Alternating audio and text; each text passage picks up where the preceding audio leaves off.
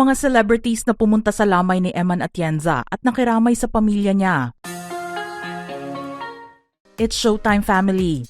Nakitang dumalo sa lamay ng anak ni Kuya Kim na si Eman, ang mga naging kasamahan niya sa noontime show na It's Showtime.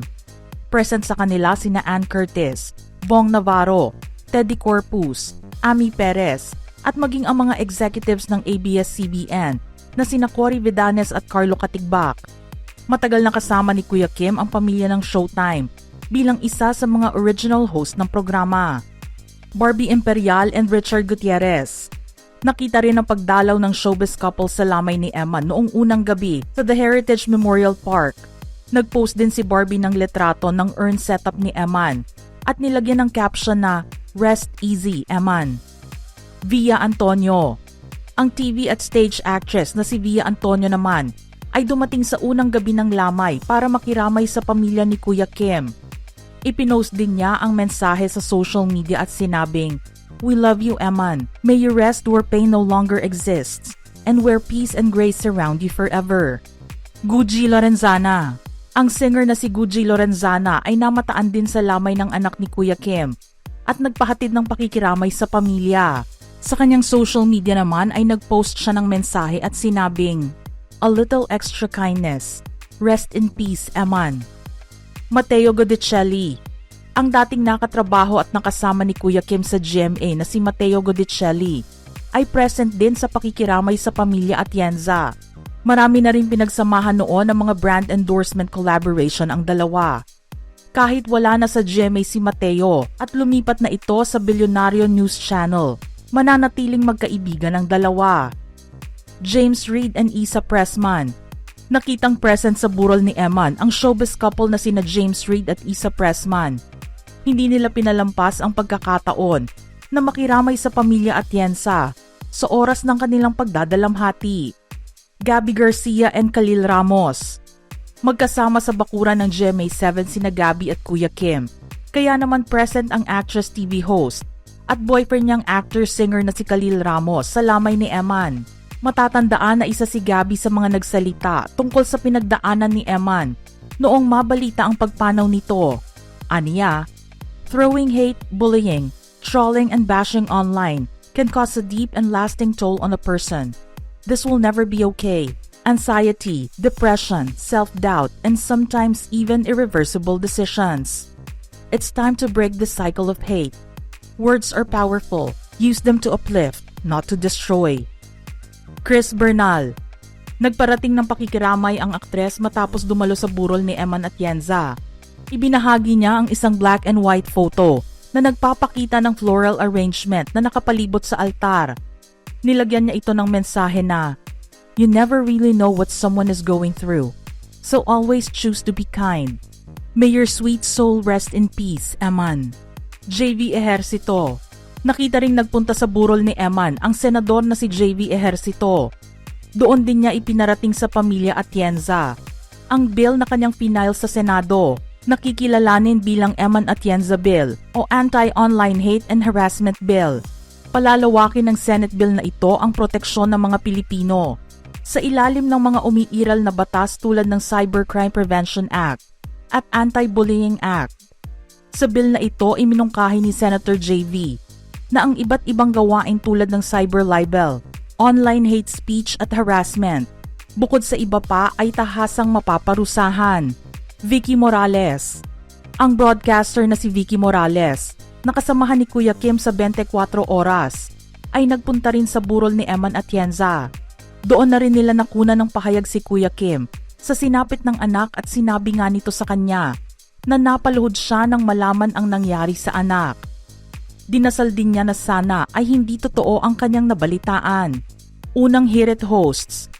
Ang mga host naman ng morning show sa GMA na unang hirit ay nakita ring nakiramay sa pamilya ni Kuya Kim. Present sa unang gabi ng burol sina Suzy Entrata Abrera at Susan Enriquez. Kasama rin ni Suzy ang kanyang mister na si Paulo Abrera sa pagbisita kay Eman. Nag-post din siya ng litrato ng urn ni Eman at nilagyan ng caption na, "Our hearts and prayers for beautiful Eman and her family who loves her so much." Anthony Rosaldo. Ang singer at The Clash Season 1 finalist na si Anthony Rosaldo ay nagparating din ng pakikiramay sa pagkawala ni Eman, na isa ring sparkle artist. Isa si Anthony sa mga umawit at nag-perform sa burol noong nakaraang gabi.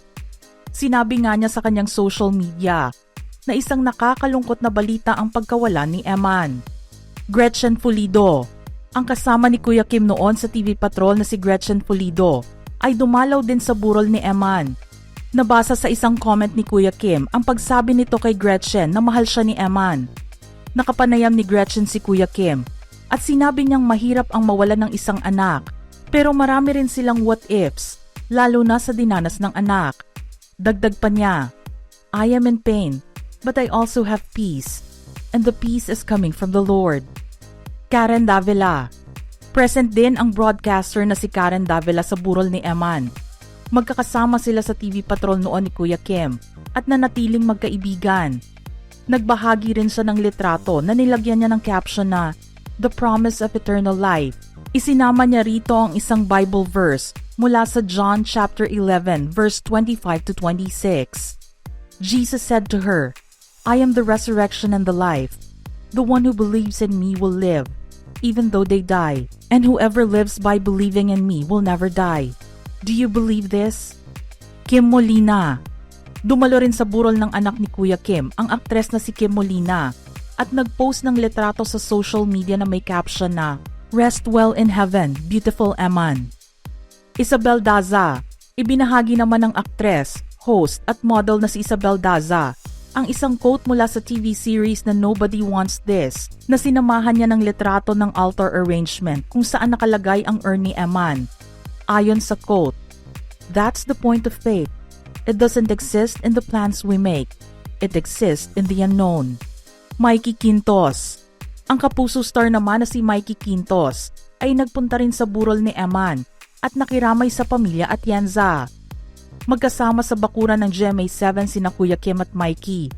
At malalim na rin ang naging relasyon ng kanilang mga pamilya, lalo na sa politika. Ang kanyang ama na si Attorney Eduardo Wardy Quintos XIV, ang siyang itinalagang city mayor ni Mayor Isko Moreno sa Maynila, kung saan vice-alkalde ang kapatid ni Kuya Kim na si Chi Atienza. Ang kapatid din ni Mikey na si Attorney Lady Quintos ay siyang konsehal ngayon sa 4th District ng Maynila. Shuvi Etrata and Anthony Constantino. Ang mga kapuso stars naman na sina Shuvi at Anthony ay nakita ring present sa burol ng anak ni Kuya Kim. Nakasama nila si Kuya Kim sa morning program ng GMA7 na TikTok Clock, kung saan minsan sila ang guest co-host ng show. Minarapat nilang magbigay ng kanilang pakikiramay sa pamilya Atienza bilang respeto sa mga naging katrabaho nila. Regine Tolentino. Ang actress, host at dancer na si Regine Tolentino naman ay hindi pinalagpas ang burol ni Eman. Dumating ito sa unang gabi para makiramay sa pamilya ni Kuya Kim kasama ang mga anak. Nagkasama rin kasi sila noong nag-guest siya sa programang TikTok Clock kung saan host si Kuya Kim. Joey Mead-King and Angie Mead-King. Nakita rin sa unang gabi ng burol ni Eman Atienza ang mag-asawang sina Joey Mead-King at Angie Mead-King.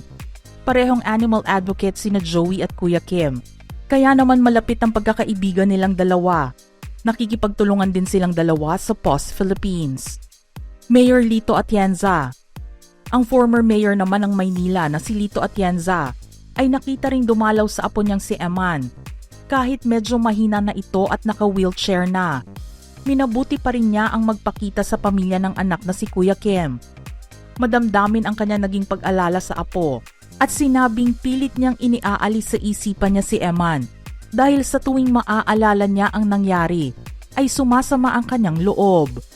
Sinabi rin niya na hindi materialistic na tao si Eman at sa tuwing magbibigay siya ng pera sa apo, tatanggihan ito ni Eman. Ipinakiusap din niya ang pagdarasal para sa kanyang apo. Mayor Isko Moreno.